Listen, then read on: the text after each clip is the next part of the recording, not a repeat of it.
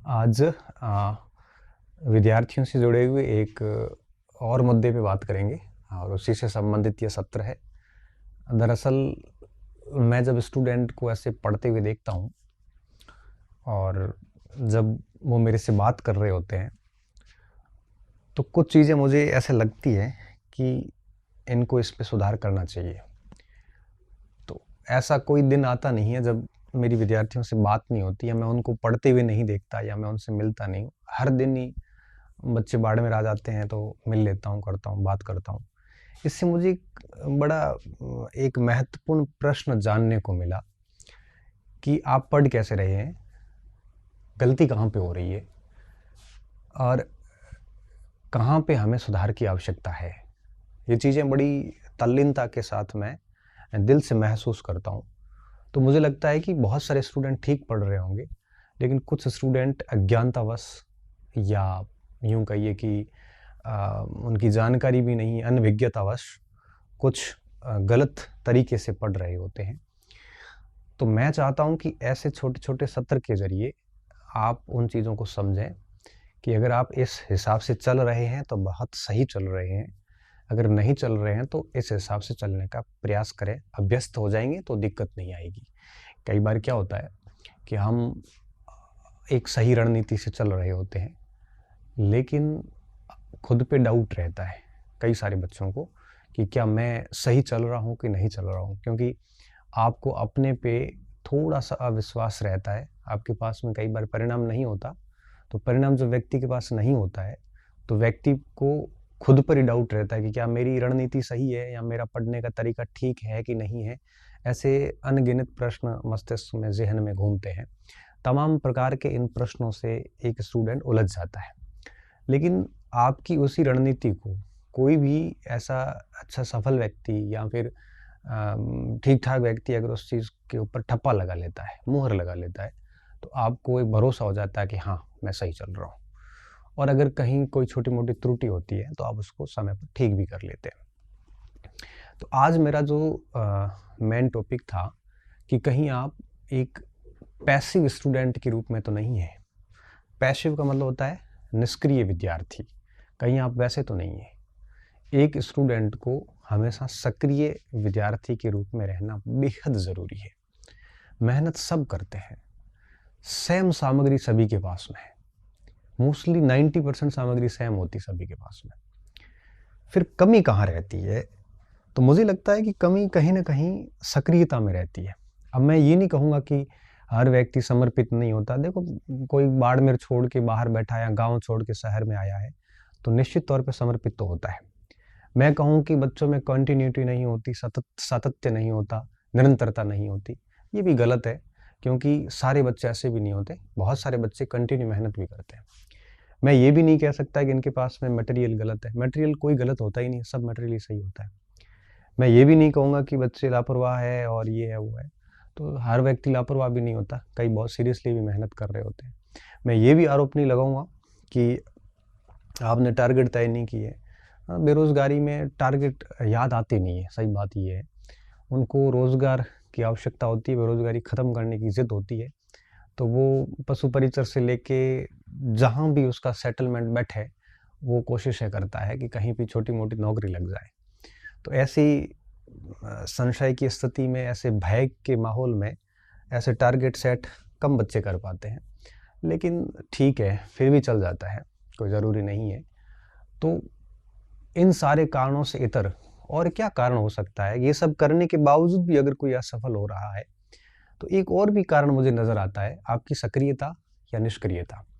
Passive हैं आप कि एक्टिव हैं आप, ठीक है? तो मैं चाहता हूँ कि अगर आप कैसे विद्यार्थी हैं, अगर आप सक्रियता से युक्त हैं, आपको लगता है कि नहीं आप बिल्कुल सक्रिय विद्यार्थी हैं, सक्रियता है आप में, है ना? तो डेफ़िनेटली कुछ चीज़ें होगी जो आपको यूँ कहिए कि अगर फ़ॉलो कर रहे हैं तो ठीक है, नहीं कर रहे हैं तो भी कोई बात नहीं। अब आप कितने एक्टिव हैं, मैं देखते हैं। सबसे पहली चीज़, एक सक्रिय विद्यार्थी क्या कर सकता है? एक एक्टिव स्टूडेंट जो होता है, एक्टिव स्टूडेंट जब भी पढ़ता है, उसका मस्तिष्क जो है, वो कैसे काम करता होगा? अगर नहीं कर रहा तो आप इसका अभ्यास करना, पहली चीज़। सबसे पहली बात, जब भी आप कोई टॉपिक पढ़ रहे होते हैं, तो एक निष्क्रिय स्टूडेंट क्या करता है कि बस लाइन टू लाइन पढ़ता जाता है, उसको कुछ समझ में नहीं आ रहा है कि वो पढ़ क्या रहा है। पूरा पेज पढ़ लिया या पूरा पैराग्राफ पढ़ लिया या अध्याय पूरा पढ़ लिया, लेकिन पूरा पढ़ने के बाद में भी उसको पता नहीं है कि उसने क्या पढ़ा है। ये निष्क्रियता का सबसे बड़ा पैमाना है।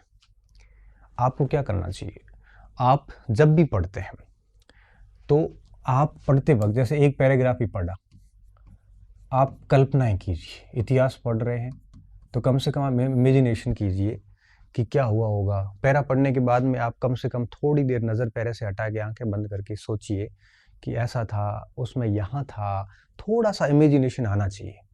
आप सतत रूप से किताब में आंखें गड़ाए बैठे हैं और कुछ भी सोच नहीं रहे हैं, उसके ऊपर इमेजिनेशन नहीं कर रहे हैं, तो ये निष्क्रियता का गुण है। सक्रिय विद्यार्थी वो होता है कि वो जो भी पढ़ा, वो टॉपिक को पढ़ते वक्त जैसे 2-4 पैराग्राफ पढ़ लिए या पेज पढ़ लिया या एक हेडिंग पूरी कर ली, उसके बाद में एटलीस्ट वो कुछ मिनट के लिए ब्लैंक होके उसके बारे में सोचता है कि मैंने क्या पढ़ा। जैसे ज्वालामुखी पढ़ रहा है तो वो इमेजिनेशन कर सकता है कि ये चीज़ें होगी, ऐसे होगा, लावा ऐसे आएगा, मेघ अंदर रहेगा, लावा बाहर निकलेगा, क्या पूर्व घटनाएं क्या होगी, केंद्रीय उद्गार कौन से होते हैं, दरारी उद्गार कौन से होते हैं। ये सारा मस्तिष्क में वो ऐसे विचरण करवाता है। जो उसने 1-1.5 पेज पढ़ा, उसको घुमाने में उसको 2-3 मिनट का समय लगता है। ये इमेजिनेशंस बेहद ज़रूरी होती है। ये ही आपके कल्पनाएं जो हैं आप स्टूडेंट को अंदर से सक्रिय बनाए रखती है।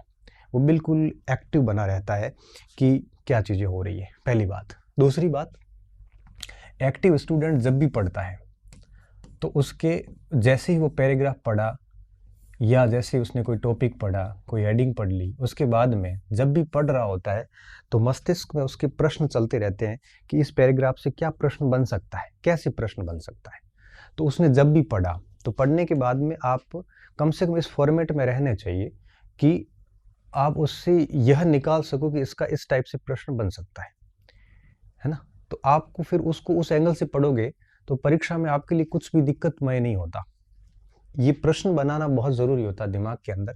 और यह कहाँ से आता है, यह तब आता है जब आप पुराने जो भी प्रश्न होते हैं उनका जितना अधिक अभ्यास करते हैं, है ना। प्रीवियस ईयर्स क्वेश्चंस का अभ्यास जितना अधिक होता है उतना ही यह प्रश्न बनाने की आपकी कैपेसिटी जो है वो बढ़ती जाती है। मैंने देखा है स्टूडेंट क्या करते हैं, 2 तरीके अपनाते हैं। कुछ स्टूडेंट ऐसे होते हैं जो प्रश्न पढ़ने के बाद टॉपिक को समझने की कोशिश करते हैं। बड़ा गलत तरीका, बड़ा वाहियात तरीका है कि आप प्रश्नों की व्याख्याओं से टॉपिक समझते हो, ये गलत तरीका है। होना क्या चाहिए कि आपने एक अवधारणा को समझ लिया। जैसे आप इतिहास दर्शन नहीं पढ़ रहे हैं, इतिहास की दरिद्रता क्या है, आपने इतिहास की दरिद्रता को ठीक से समझ लिया, उसके बाद प्रश्न सॉल्व कीजिए। आप अपने कंसेप्ट से प्रश्न को सॉल्यूशन करना सीखिए, न कि आप प्रश्नों को करने के बाद उनकी जो व्याख्याएं दी है उससे आप अगर कंसेप्ट तैयार करोगे तो कंसेप्ट आधा अधूरा तैयार होगा। क्योंकि अब प्रश्नों के नीचे की व्याख्या प्रश्न के अकॉर्डिंग होती है, वो समग्रता से तैयार नहीं कर सकते, वो टिप टिप होता है, कुछ कुछ पॉइंट्स एस्पेक्ट्स कवर होते हैं।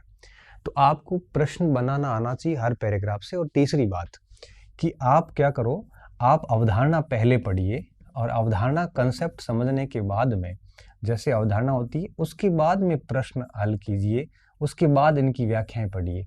न कि आप प्रश्न पढ़ने के बाद प्रश्नों के जरिए आप अवधारणा को क्लियर करो, बल्कि अवधारणाओं के जरिए प्रश्न को क्लियर करने की कोशिश कीजिए। ये सक्रियता का एक बहुत अच्छा आयाम होता है। इसके अलावा क्या करना होता है, इसके अलावा सक्रिय स्टूडेंट वे भी होते हैं जो किताब पढ़ते हैं, अंडरलाइन करते हैं अच्छी तरीके से, जहाँ कहीं भी महत्वपूर्ण बात लगती है वहाँ पे अंडरलाइन कीजिए। आपको अगर अंडरलाइन के साथ साथ में आप जो भी हाशिए होते हैं उसके नीचे आसपास वहाँ फुट नोट डालिए, है ना, फुट नोट लिखिए।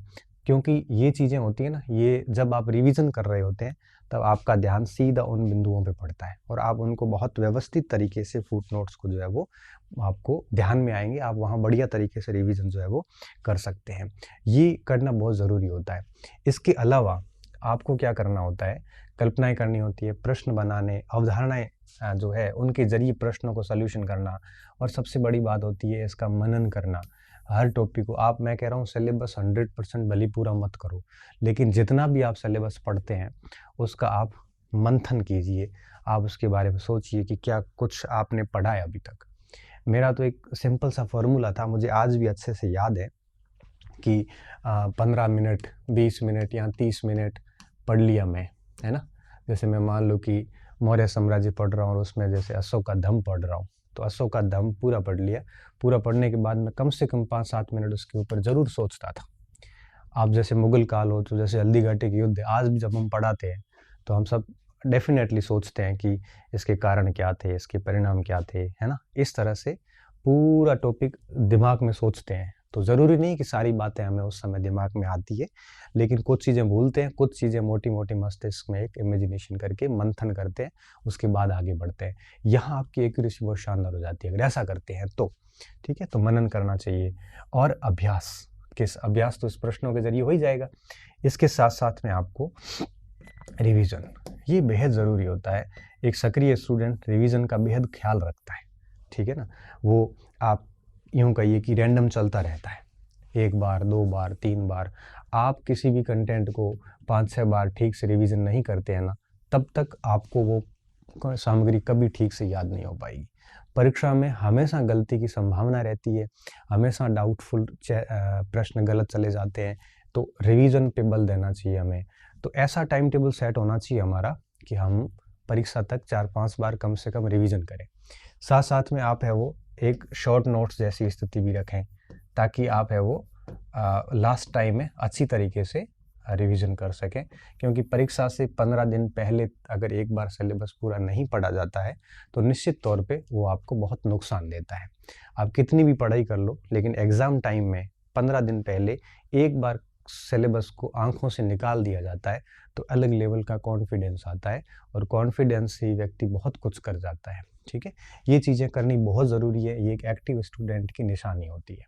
ठीक है, बाकी अगर आप ये सोचते हैं कि बस आप एक उपन्यास की भांति या अखबार की भांति पुस्तक को पढ़ते जाओगे, तो निश्चित तौर पे आप है वो उसमें न प्रश्न बनाने की आपकी क्षमता होगी, न आप उन चीज़ों को मस्तिष्क में क्रिएट कर सकते हो, कल्पना भी नहीं कर सकते। प्रश्न देखोगे तो नया नया सवाल लगेगा, भले आपने किताब में अंडरलाइन कर रखी है, लेकिन पेपर में जब वो प्रश्न देखोगे तो आपको लगेगा जैसे आपने पहली बार उसको पढ़ा है। ऐसी स्थिति आ जाती है अगर हम ये चीज़ें नहीं करते हैं तो आप इस तरह से सक्रिय स्टूडेंट बने, और साथ साथ में लिमिटेड मटेरियल रखें और कंटिन्यू उसका करें। टेस्ट सीरीज़ वगैरह दें ना दें, लेकिन पुराने प्रश्नों का अभ्यास भरपूर कीजिए। इससे आपको प्रश्न बनाने आ जाएंगे, इससे आपका रिवीजन भी हो जाता है, इससे आपको पता चल जाता है कि महत्वपूर्ण चीज़ें क्या है। नोट्स शॉर्ट वगैरह किताब में वगैरह ऐसा करके रखो कि एग्ज़ाम से 15 दिन पहले आप सिलेबस को मोटा मोटा है वो रिवाइज कर सको। इस तरह से चलिए, बाकी डेली 5-7 घंटे अगर ठीक ठाक पढ़ लेते हैं तो मुझे लगता है कि इन तरीकों से पढ़ते हैं तो आराम से चीज़ें हैं वो ठीक हो जाती है।